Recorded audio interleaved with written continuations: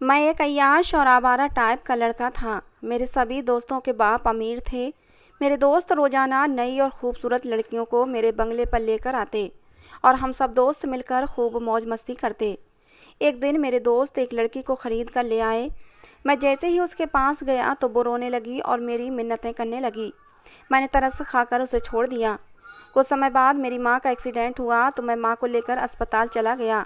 वहाँ मेरी माँ का ऑपरेशन हुआ। जैसे ही डॉक्टर ऑपरेशन करके बाहर निकली और उसने अपने चेहरे से मास्क उतारा तो उसे देखकर मेरे पैरों के नीचे से ज़मीन निकल गई। ये तो वही लड़की थी जिसे कुछ दिन पहले मेरे दोस्त खरीद कर लाए थे। उस लड़की ने भी मुझे पहले ही नज़र में पहचान लिया था। वो मेरा हाथ पकड़कर मुझे अंदर ले गई और फिर मेरे सर पर आसमान टूट पड़ा जब उसने मेरा नाम अभिषेक है। मेरे पिता एक बहुत बड़े बिजनेसमैन थे। जब मैं 14 साल का था तब मेरे माँ बाप अलग हो गए थे। मेरे पापा देश से बाहर चले गए थे। पापा के जाने के बाद मैं अपने चाचा के पास रहता था। मेरे चाचा मुझ पर इतना ध्यान नहीं देते थे क्योंकि वो खुद भी हर समय अपने बिजनेस में लगे रहते थे। मुझे अपने माँ बाप पर बहुत गुस्सा आता था। उन्होंने मुझे यूँ लावारिसों की तरह छोड़ दिया था। लेकिन पापा हर समय मेरे पास पैसे भेजते रहते थे। किसी चीज़ की कोई कमी नहीं थी मुझे। लेकिन माँ बाप के प्यार की कमी थी और मुझे उसकी बहुत ज़रूरत थी। मुझे उनका प्यार चाहिए था लेकिन दोनों अलग हो गए थे और अपनी अपनी ज़िंदगी में बिजी हो गए थे। पापा से अलग होने के बाद मेरी माँ ने तलाक लेकर दूसरी शादी कर ली थी। उन्हें भी मेरी कोई परवाह नहीं थी। पापा के बारे में मुझे कुछ जानकारी नहीं थी कि उन्होंने दूसरे देश में जाकर शादी की है या नहीं, लेकिन उन्हें मेरी कोई चिंता नहीं थी। मुझे इस वजह से ही अपने माँ बाप से नफरत हो गई थी। मैं पिछले 12 सालों में यूं ही अकेला रह रहा था। पापा कभी कभार मुझसे मिलने आ जाते थे मगर मेरी माँ तो कभी मिलने नहीं आई थी। पापा ने मुझे इंडिया में बिजनेस भी करवा दिया था मगर मैं बिजनेस में कोई दिलचस्पी नहीं लेता था और अपने आवारा दोस्तों के साथ घूमता रहता था। आज मैं कमरे में बैठा सिगरेट के कश लगा रहा था। इतने में मेरे मोबाइल पर कॉल आने लगी। मैंने गहरी सांस ली और कॉल कट कर दी क्योंकि जब मेरा मूड नहीं होता था तो मैं अपने पापा की कॉल नहीं उठाता था। न जाने क्यों वो मुझे कॉल करके नीचा दिखाना चाहते थे। उन्हें बस यही होता था कि मैं उनका बेटा हूँ। वो हमेशा मुझ पर हक जताकर बात करते थे लेकिन हक जताकर कभी प्यार नहीं दिया था। वो मुझसे हमेशा दूर रहे। मुझे हमेशा उनकी ज़रूरत महसूस हुई। उन्होंने कभी मुझसे मोहब्बत ही नहीं की थी। अगर उन्हें मुझसे मोहब्बत होती तो मेरे माता पिता आपस में समझौता कर लेते क्योंकि बच्चे की खातिर तो माता पिता कुछ भी कर सकते हैं। उनकी मोहब्बत पाने के चक्कर में मैं उनकी नफ़रत ले बैठा था। कुछ समय पहले ही मैं अपने चाचा से अलग हो गया था और अपने अलग घर में रहता था। अब मेरा जहाँ दिल होता वहाँ चला जाता था। जब चाचा के घर था तो अपनी मर्जी से कहीं जा नहीं सकता था मगर अब मैं पूरी तरह से आज़ाद हो चुका था। मैंने फिर से सिगरेट लगा ली और उसके कश लगाने लगा। मुझे याद था जब भी बचपन में मेरे पापा सिगरेट पीते थे तो मुझे बहुत बुरा लगता था कि मेरे पापा सिगरेट क्यों पीते हैं। लेकिन अब वो सिगरेट मेरा नशा बन चुकी थी। अगले दिन 12 बजे के समय मेरी आँख खुली। मुझे कुछ भी याद नहीं था। मैं बाहर आया तो सामने पापा का एक दोस्त बैठा हुआ था। मैंने गुस्से में उनकी तरफ देखा क्योंकि जब भी मैं पापा से बात नहीं करता था तो पापा अपने दोस्त को मेरे घर ज़रूर भेज देते थे ताकि वो मेरी खैर खैरियत पता कर सकें। अंकल मुझसे कहने लगे, बेटा तुम्हें अपने पापा से इतनी नफ़रत क्यों है? वो तुमसे बात करना चाहते हैं मगर तुम हो कि उनकी कोई बात सुनने को तैयार नहीं हो। वो कह रहे थे कि आजकल तुम बहुत ज़्यादा बिगड़ गए हो। अगर तुमने यही हालात रखे तो वो तुम्हें कोई खर्चा नहीं देंगे। उनकी बात सुनकर मैं लापरवाही से बोला, तो उनसे बोलो मत दें। मैं कौन सा पहले भी उनकी मिन्नतें करता था कि मुझे खर्चा दें। अगर वो नहीं देंगे तो मेरा खर्चा मेरे दोस्त उठा लेंगे। अंकल हैरत से मेरी तरफ देखते हुए कहने लगे, तुम पहले ऐसे तो नहीं थे। तुम तो अपने पापा की हर बात मानते थे। उनकी बात सुनकर मैंने हंसते हुए कहा कि पापा भी तो पहले वाले नहीं रहे। मैं बदल गया तो इसमें हैरत की क्या बात है? पापा भी तो बदल गए हैं। मैं जो कुछ भी करता हूँ अपनी मर्जी से करता हूँ। मैं अपनी हरकतों से बाज नहीं आऊँगा। और अब आप यहाँ से जा सकते हैं और पापा को कह देना कि उनका बेटा उनके लिए मर गया है। अंकल मुझे देखकर गुस्से से कहने लगे, अपने पापा का मुकाबला करोगे? मैंने कहा, हाँ मैं किसी का भी मुकाबला कर सकता हूँ, मुझे कोई रोक कर दिखाए। वो कहने लगे, अपने बाप के टुकड़ों पर पलकर तुम अपने बाप का मुकाबला करोगे? ये बात याद रखना कि तुम अपने बाप के बिना कुछ भी नहीं हो। मैंने गुस्से में कहा कि हर बेटा ही अपने बाप के टुकड़ों पर पलता है।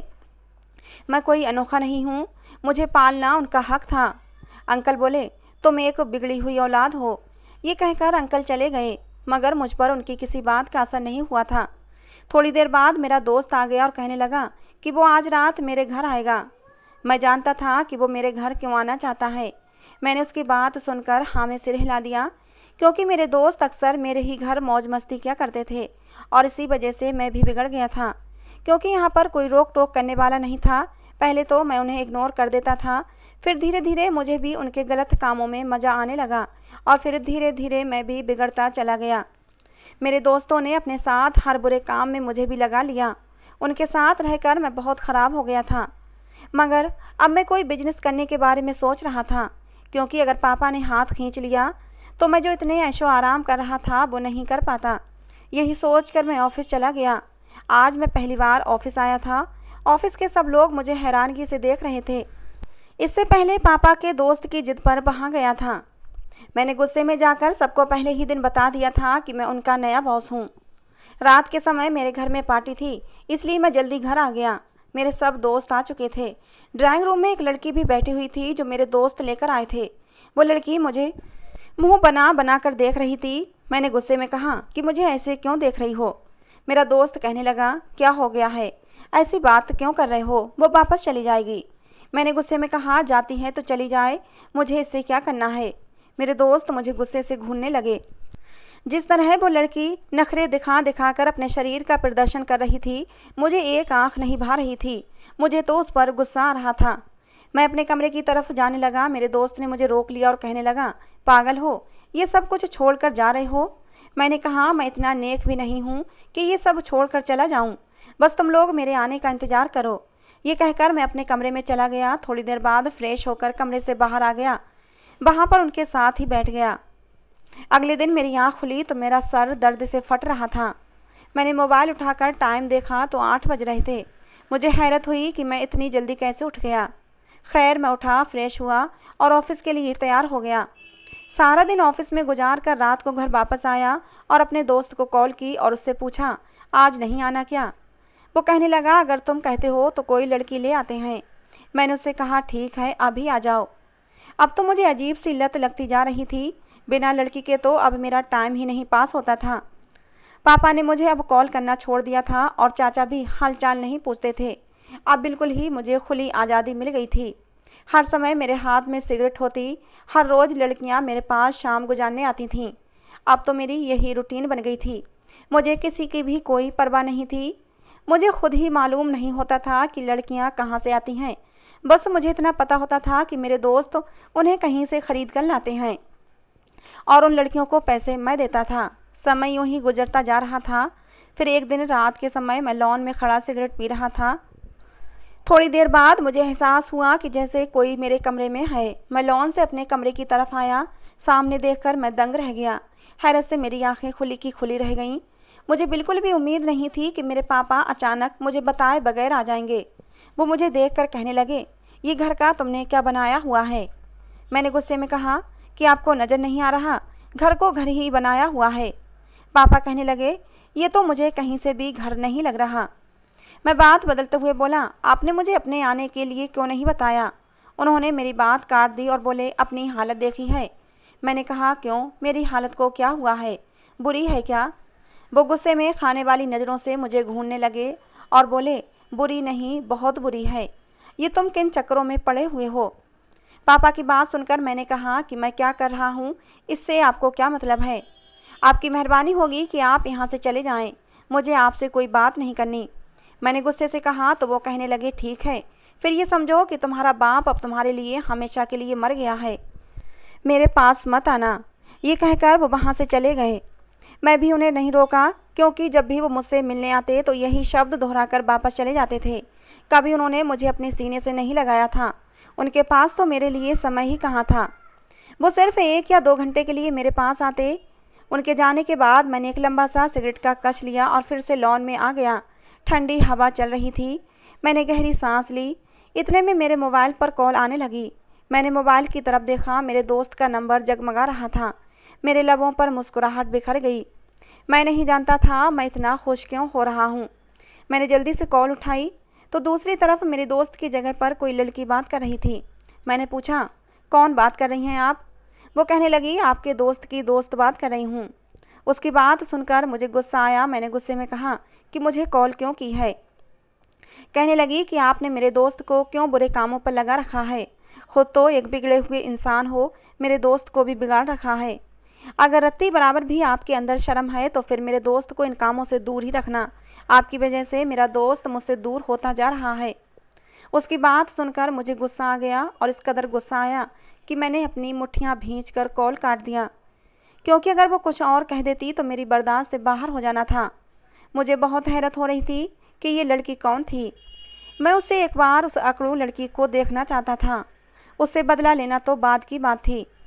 मैंने थोड़ी देर बाद उसी नंबर पर कॉल किया। अब मोबाइल मेरे दोस्त के पास ही था। मैंने कहा कि एक लड़की ने इसी नंबर से मुझे फ़ोन किया था और मेरी बेइज्जती की है। मैंने कहा कि अगर तुम मुझसे दोस्ती रखना चाहते हो तो तुम्हें मेरा एक काम करना होगा। वो कहने लगा, भाई तुम्हारे लिए तो जान हाजिर है, बोलो क्या करना है। मैंने कहा, आज तुम्हारे पास थोड़ी देर पहले जो लड़की थी वो कौन थी। मेरी बात सुनकर वो हंसते हुए कहने लगा कि वो मेरी एक पुरानी दोस्त थी। वो ऐसे ही जरा दिमाग की सरकी हुई लड़की है, उसकी बातें दिल पर मत लो। मैंने गुस्से में कहा कि मुझे वो लड़की चाहिए। वो कहने लगा, भाई पागल हो गए हो, क्या बोल रहे हो। वो ऐसी वैसी लड़की नहीं है, मुझे बहुत प्यार करती है। उसकी बात सुनकर मैंने कहा, पागल नहीं हुआ, मुझे बस वही लड़की चाहिए। अगर दे सकते हो तो ठीक, वरना मुझे कभी कॉल मत करना। ये कहकर मैंने कॉल कट कर दिया। मैंने उसे बेबस कर दिया था। मैं जानता था कि वो मुझसे बहुत प्यार करता है और मेरे लिए कुछ भी कर सकता है। मैं अब उसकी कॉल का इंतज़ार करने लगा। उस लड़की के लिए मैं पागल हो रहा था। उस लड़की के बात करने के अंदाज से वो ऐसी वैसी लड़की नहीं लग रही थी और मैं जानता था वो मेरे पास आने के लिए कभी नहीं मानेगी। लेकिन मैं भी देखना चाहता था कि मेरा दोस्त मेरे साथ क्या करेगा। अगले दिन मैं ऑफिस से वापस आया। सामने मेरा दोस्त आया हुआ बैठा था। मैंने खामोशी से उसकी तरफ देखा, फिर सोफे पर जहाँ एक डरी हुई लड़की बैठी हुई थी। मेरा दोस्त मेरा बाजू पकड़कर मुझे साइड पर ले गया और बोला, कल वाली बात पर हाथ जोड़कर माफ़ी मांगने लगा। कहने लगा, मेरी खातिर उस लड़की को भुला दो, वो नहीं आ सकती। वो बहुत अच्छी लड़की है, बहुत ही शरीफ है और मुझसे बहुत प्यार करती है। यार, वो तेरी होने वाली भाभी है। हाँ, मगर मैं ये लड़की लाया हूँ। और फिर मैंने अपने दोस्त की खातिर कल वाली लड़की को भुला दिया और मैं उस नई लड़की को देखने लगा। वो मुझे बहुत अजीब सी लगी थी। चेहरे पर मासूमियत छाई हुई थी। डर की वजह से उसके हाथ कांप रहे थे, जिन्हें वो छुपा रही थी। मेरा दोस्त कहने लगा कि कल सुबह मैं इसे आकर ले जाऊंगा। वो ये कहकर वहाँ से चला गया। मैं उस लड़की की तरफ गया। वो रोती हुई मेरे आगे हाथ जोड़ने लगी। मैंने गुस्से से कहा, ये ड्रामा मुझे मत दिखाना। वो रोते हुए कहने लगी कि मैं ऐसी वैसी लड़की नहीं हूँ। मैं हैरत से उसकी तरफ देखने लगा। उसकी आंखों से मोटे मोटे आंसू बह रहे थे। वो कहने लगी, प्लीज़ मेरे पास मत आना। मैंने उसकी तरफ कदम बढ़ाए मगर वो पीछे होती हुई सोफे पर गिर गई। मैंने गुस्से में कहा, क्या हो गया है, पागल हो क्या। मेरे गुस्से से वो रोती हुई कहने लगी, प्लीज़ भगवान के लिए मुझे यहाँ से जाने दें। आपने जितने पैसों में मुझे ख़रीदा है मैं वो सारे पैसे वापस कर दूँगी। वो रोते हुए कहने लगी, मुझे उस आदमी को वापस मत करना, प्लीज़ आप मुझे यहाँ से जाने दें। वो रोती हुई मेरे पाँव में गिर गई। मैंने उसे कंधों से पकड़कर उठाया और कहा कि देखो, मैंने किसी के साथ आज तक ज़बरदस्ती नहीं की है। जो भी लड़की मेरे पास आती है वो अपनी मर्ज़ी से मेरे साथ रहती है। पहले तुम रोना बंद करो। मैंने अचानक ही अपने हाथों से उसके आंसू साफ कर दिए। वो एकदम पीछे हुई। उसकी बड़ी बड़ी काली आंखें लाल हो रही थीं। मैंने कहा, देखो, मैंने बोला है ना कि मैं आपको कुछ नहीं करूँगा। वो कहने लगी कि वो लड़का मुझे ले जाएगा, उसने मुझे ख़रीदा हुआ है। वो लड़की शायद मेरे दोस्त की बात कर रही थी। मैंने कहा कि तुम्हें कोई नहीं ले जाएगा, मैं तुम्हें किसी को भी नहीं दूंगा। वो मेरे सामने हाथ जोड़कर कहने लगी, मुझे जाने दो। मैं बस उस लड़की को देखे जा रहा था। कितनी जल्दी थी उसे यहाँ से जाने की। उसका बस नहीं चल रहा था कि वो जल्दी से वहाँ से भाग जाती। मैंने उससे कहा कि ठीक है, तुम रोना बंद करो और यहाँ से वापस चली जाओ। मेरे कहने पर उसने जल्दी से अपना दुपट्टा उठाया और ख़ुद पर लिपेटते हुए वहाँ से चली गई और मैं उसे देखता रहा। न जाने क्यों मुझे आज बहुत सुकून मिल रहा था और ये बात मुझे खुद समझ नहीं आ रही थी। मैंने आंखें बंद की तो उसका गुलाबी चेहरा मेरी आंखों के सामने घूमने लगा। मैं अपने कमरे की तरफ गया। मुझे नींद आने लगी थी।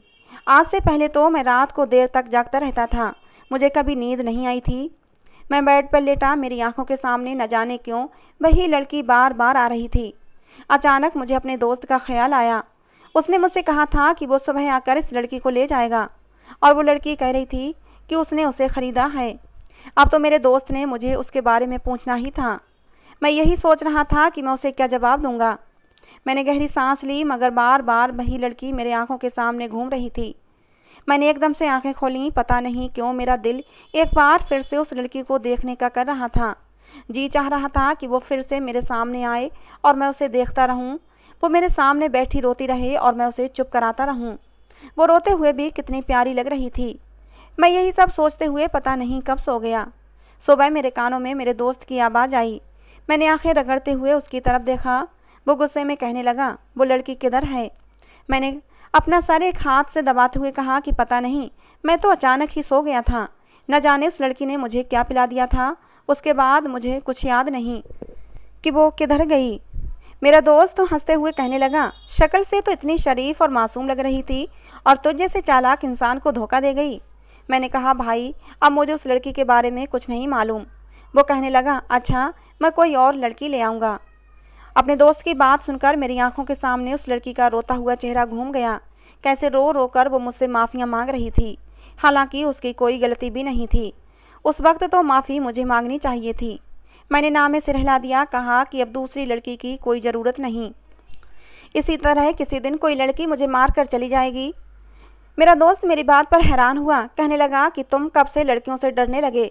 उसकी बात सुनकर मैं हंसते हुए बोला, मैं भला लड़की से क्यों डरूंगा, मैं तो बस ऐसे ही मजाक कर रहा था।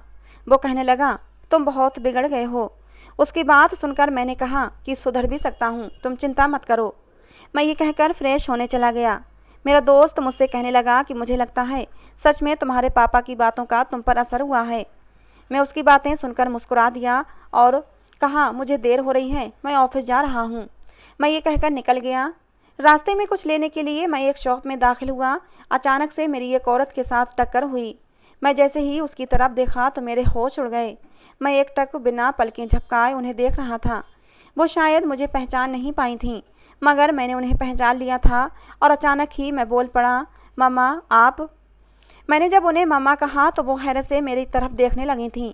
मैं अचानक ही उनके सीने से लग गया। मैंने हमेशा सोचा था कि अपनी माँ से बात नहीं करूँगा, मगर उन्हें सामने देखकर न जाने मुझे क्या हो गया था। मैं दुकान पर ही अपनी माँ के सीने से लगकर रोने लगा। इतने समय की उदासी मेरे अंदर भरी हुई थी। मुझे बहुत सुकून मिला था। मैं उन्हें घर ले आया। वो बिल्कुल खामोश थीं। मैंने उनकी तरफ देखते हुए कहा कि आप मुझे छोड़कर क्यों चली गई थीं? मेरी तरफ वो देखते हुए बोली कि मुझे माफ़ कर दो बेटा, तुम्हें छोड़कर जाने के बाद मैं भी सुकून की ज़िंदगी नहीं गुजार पाई हूँ। मुझे बहुत शर्मिंदगी है, न जाने मुझे क्या हो गया था कि तुम्हारे पापा के साथ जिद लगा ली कि मैं उनके बिना रह सकती हूँ। हालांकि तुम्हारे पापा से दूर रहने के बाद और दूसरी शादी करने के बाद मुझे एहसास हुआ कि मैंने कितनी बड़ी गलती की है। मेरे दूसरे पति ने भी मुझे तलाक दे दिया और अब वो पता नहीं मुझे छोड़कर कहाँ चला गया। मैं आजकल बिल्कुल तन्हा रह रही हूँ। मुझ में हिम्मत ही नहीं हुई कि मैं कभी तुम्हारा सामना कर सकूँ। मैंने गुस्से से कहा, तो फिर छोड़ कर क्यों गई थी? नहीं छोड़ कर जाती, मैंने रोते हुए कहा। तो वो कहने लगी, बेटा मुझे अभी जाना है, लेकिन मैं वादा करती हूँ कि कुछ दिनों के बाद मैं हमेशा हमेशा के लिए तुम्हारे पास आ जाऊँगी। वो ये कहकर जाने लगी तो मैंने कहा, मत जाएं मुझे छोड़कर। मैं आपके बाद अब दोबारा जीना छोड़ दूँगा। आपकी वजह से मैं ऐसा हुआ हूँ। मेरा दिल बहुत घबरा रहा था, जैसे आप फिर पहले की तरह चली जाएंगी और फिर लौट कर नहीं आएंगी। मैं उन्हें जाने से रोक रहा था, मगर वो कहने लगी कि बहुत जल्द मैं वापस आऊँगी। फिर मैंने उन्हें जाने की इजाज़त दे दी। वो चली गईं, मगर न जाने क्यों मेरी आंखों से आंसू थमने का नाम नहीं ले रहे थे। उनके जाने के बाद मुझे अजीब सी बेचैनी होने लगी थी। लेकिन 4-5 दिन के बाद मेरी माँ वापस मेरे पास आ गई थी और मैं बहुत खुश था। मेरी माँ ने मुझे बहुत प्यार दिया, लेकिन उस रोती हुई लड़की का चेहरा मेरी आंखों के सामने से नहीं जा रहा था। जब भी अकेले में होता तो वो लड़की मेरे आंखों के सामने ज़रूर आ जाती। अब तो मेरा मन करता कि वो मेरे पास आ जाए और मैं उसे देखता रहूं। तंग आकर मैंने अपने दोस्त को कॉल की। उससे कहा, मुझे वो लड़की चाहिए जो भाग गई थी। वो कहने लगा कि मैं उसे कहाँ से ढूंढ कर लाऊं। मैंने कहा कि मुझे बस वही लड़की चाहिए। वो कहने लगा, पहले तो तुमने ऐसा नहीं किया, कभी एक लड़की के पीछे दीवाने नहीं हुए। खैर मैं कोशिश करता हूँ कि वो लड़की मुझे फिर से मिल जाए। दिन यूं ही गुजरने लगे, लेकिन वो मुझे लड़की नहीं मिल रही थी। मेरा दोस्त किसी और लड़की की बात करता तो मैं उससे झगड़ने लग जाता। मेरी माँ के साथ मेरी ज़िंदगी अब बहुत ही अच्छी गुजर रही थी। मैंने हर बुरा काम छोड़ दिया था, मगर शायद मुझे उस लड़की से मोहब्बत हो गई थी। मैं उसको लड़की को भुला नहीं पा रहा था, लेकिन उस लड़की का कोई अता पता नहीं था। आखिर वो किधर चली गई थी। एक दिन मैं अपनी माँ के साथ बाजार गया तो हमारा एक छोटा सा एक्सीडेंट हो गया। मेरी माँ की बाजू पर चोट लगी थी, शायद हड्डी भी टूट गई थी। मैं उन्हें अस्पताल ले गया। मैं अपनी माँ की वजह से बहुत परेशान था। थोड़ी देर बाद ऑपरेशन थिएटर से एक डॉक्टर बाहर निकली। अभी वो मुझे कुछ बताने ही वाली थी कि मेरी नज़र उस पर ठहर गई। मैं पागलों की तरह उसे देखने लगा और वो भी मुझे ही देखे जा रही थी। मैंने उसका हाथ पकड़ लिया और पूछने लगा, क्या तुम वही लड़की हो? तुम किधर चली गई थी? वो घबराती हुई अपना हाथ छुड़ाकर कहने लगी, आपकी माँ का ऑपरेशन हो चुका है, अपने घर लेकर जा सकते हैं। वो लड़की डॉक्टर थी। मैं उसके पीछे उसके रूम में आया। वो बाहर की ही तरफ देख रही थी।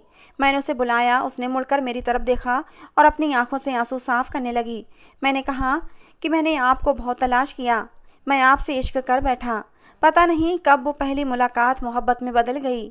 मेरी बात सुनकर वो हैरान होकर मेरी तरफ देखने लगी। फिर थोड़ी देर बाद बोली कि मैं आपका एहसान कभी नहीं भूल सकती। फिर वो मुझे अपने बारे में बताने लगी। मेरे माँ बाप इस दुनिया में नहीं हैं और मैं अपने चाचा के पास रहती थी। मैं पढ़ रही थी, मगर मेरे चाचा नशेड़ी और जुआरी थे। पहले तो सब ठीक था, मगर एक दिन पैसों की खातिर उन्होंने मुझे आपके दोस्त को बेच दिया। मैं बहुत डर गई थी। जब आपने मुझे छोड़ा तो मैं वहाँ से निकल आई और सीधी अपनी एक सहेली के घर चली गई थी। उसकी फैमिली बहुत अच्छी थी। उन्होंने मेरा बहुत ख्याल रखा और मेरी पढ़ाई को पूरा करवाया। मैं एक डॉक्टर बनी, लेकिन जानते हैं, मैं इन सब का जिम्मेदार आपको समझती हूँ।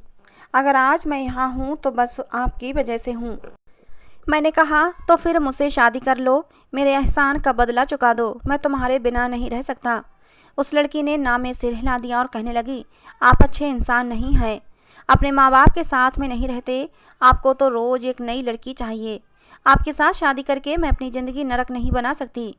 उसकी बात सुनकर मैं कहने लगा कि मैं अपनी माँ के साथ रहता हूँ। मैंने सारे गलत काम करने भी छोड़ दिए हैं और मुझे सही राह पर लाने वाली भी सिर्फ तुम ही हो। तुमसे पहली मुलाकात के बाद मैंने अपने सारे गलत काम छोड़ दिए हैं। जिस तरह तुम अपने अच्छे करियर की बजाय मुझे समझती हो, इसी तरह अपने अच्छा इंसान बनने की बजाय मैं तुम्हें समझता हूँ। मैं बहुत छोटा था तब मेरे माँ बाप अलग हो गए थे।